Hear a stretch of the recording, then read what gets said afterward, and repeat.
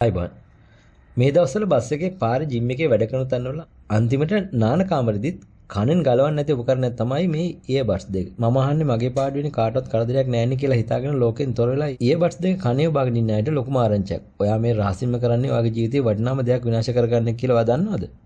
සාමාන්‍යයෙන් සින්දුවක් අහද්දී සද්ද එන්නේ ඈතින්. ඒත් මේ ඉන් ඉයර්බඩ්ස් කියන්නේ ස්පීකර් එකක් කෙලින්ම ඔයාගේ කන ඇතුළට ඔබාගෙන ඉන්නවා වගේ වැඩක්. අපේ කන ඇතුලේ සද්දේ මොළයට ගෙනියන්න උදව් වෙන ඇහැට පේන්නේ තරම් සියුම් රෝම සෛල දහස් ගණනක් තියෙනවා. ඔයා අධික සද්දෙන් දිගටම සින්දු හද්දී සැඩ සුළඟකට ගස් කොළන් කැඩලා යනවා වගේ මේ සෛල විනාශ වෙලා යනවා.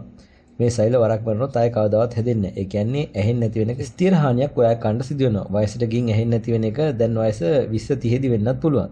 ලෝක සෞඛ්‍ය සංවිධානයේ මේ ගැන රතු එළියක් දැල්වා තියෙන්නේ මේ පුරුද්ද නිසා ලෝකයේ පුරා තරුණයන් බිලියනයක්. ඒ කියන්නේ කෝටි 100ක් පමණ අනාගතයේදී ස්ථිර බිහිරි බවට පත් වීමේ අවදානමක ඉන්නවා කියලා. අනේ මට දැන්ම මුකුත් වෙන්නේ නැහැ කියලා හිතාගෙන හිටියට වයසට ගින් ඇහෙන්නේ නැති වෙන එක දැන් වයස 20 30 දී වෙන්නත් පුළුවන්.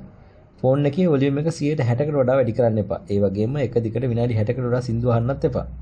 කනට පොඩි වේගයක් දෙන්න. වටේ ශබ්ද වෙන නිසා අපි වොලියුම් වැඩි කරන්න පුළුවන් නම් ඇක්ටිව් නොයිස් කැන්සලින් තියෙන බඩ්ස් පාවිච්චි කරන්න. එතකොට අඩු ශබ්ද නුනත් පැහැදිලිව අහන්න පුළුවන්. කන ඇතුළම දාන ඉන් ඉයර් බඩ්ස් වලට වඩා කන වටේට දාන ඕවර් ඉයර් හෙඩ්ෆෝන්ස් තරමක් ආරක්ෂිතයි. සින්දු අහන එකේ තියෙන පොඩි රසය වෙන මුළු ජීවිත කාලෙම කන ඇහෙන එකේ වටිනාකම නැති කර ගන්නත් එපා.